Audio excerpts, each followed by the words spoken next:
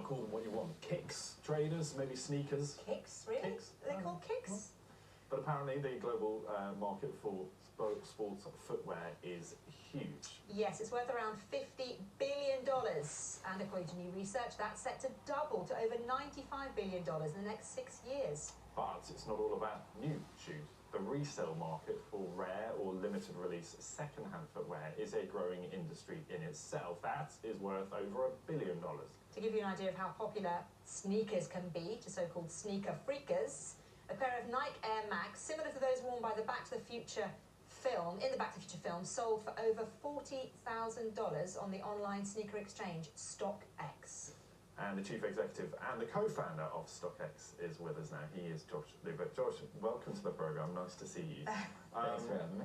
First of all, let's just clarify. What do you call them? Sneakers. Sneakers for me. Trainers is good. Yeah. You know, kicks is fine too. Good. See. Yeah, we'll go with it. I thought kicks are just what you do under the table. And let's talk about StockX, because it's a marketplace essentially, and you run it sort of along the same lines as a stock exchange, which means that the price of these things are determined by supply and demand.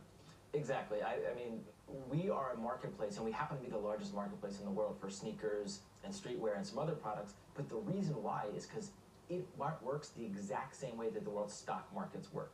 And there's a lot of nuance to that. But if you think about it, about the concept of true market value, right? You know exactly what thing is worth because it's a function of supply and demand. And when we talk about that supply and demand, we see on a stock market prices vary across minutes, hours, days. Yeah.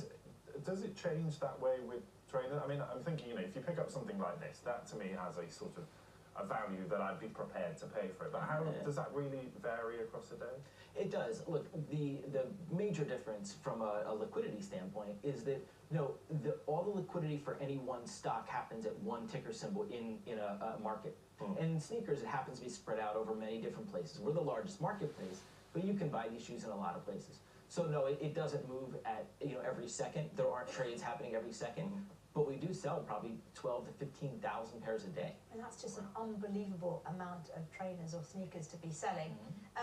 The most expensive one was around what, $40,000. Yeah. Why do you think people are so willing to pay so much money for what are fundamentally something that you just wear on your feet and wear out?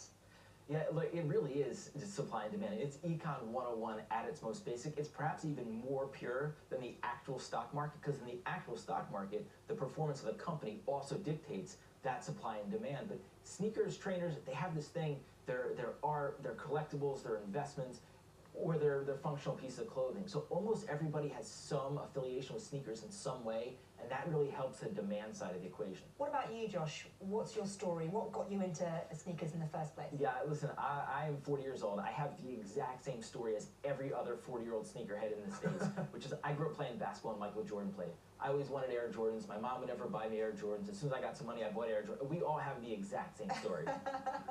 Who is buying then? I mean, because is it people like you who have that obsession with trainers, and I suppose why are they buying? Is it about wearing them, or is it about putting them in a cupboard and looking at them and keeping them all clean? Both, and investment and showing them off.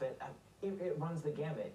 You have a lot of that core collector sneakerhead community, but you also have that person that bought their last pair of shoes at JD Sports or at Nike.com, and now is discovering this is just an alternate place to buy sneakers to wear. So it really does run the gamut of who's buying the shoes. So you brought in a couple of pairs so how much would something like this set you back? So I'll give you the number first. So right now, you can buy a pair on StockX right now for about $2,500 US. Oh, wow. They're not your size, Ben. They're like that much too small. And how about these? And what makes them so special? Is it's the design, it's the limited run? Yeah, so this happens to be a shoe from 2006. It was a collaboration between Nike and the brand Supreme, which makes streetwear and is a very popular company as well. And so it's from 2006, and it was rare, and it was limited, and Nike and Supreme. So it's a function of all of that. What about Yeezys? I know they're very in at the moment. Yeah, look, Yeezys. Kanye West's brand. Yeah, Yeezys make up, probably in dollars more that we sell than any other product. But they're called Yeezys.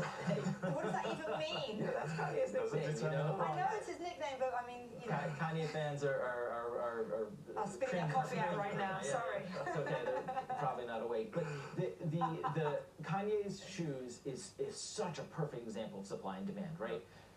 Adidas has made them relatively limited, and then Kanye brings the demand, right? And there's probably Kanye is the Michael Jordan of today. So it is a perfect example of that, and because of that, they have many different models, and some are as inexpensive as $200 US to 5,000. Amazing. We are in the wrong game, clearly. Yeah, and also your feet are too big, so let's not even go there. Josh Luber, it's amazing to talk to you. Thank you for bringing your trainers in as well. Thanks for coming in.